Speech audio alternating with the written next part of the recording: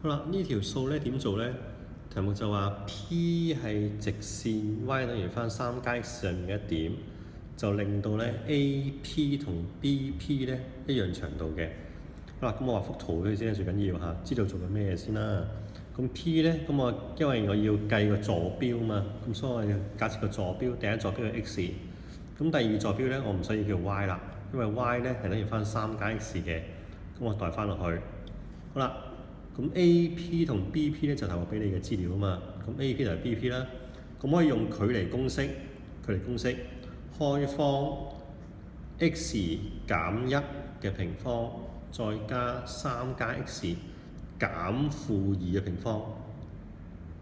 好啦，然後等於翻同樣道理啦 ，x 減9平方加3加 x 減6成個平方。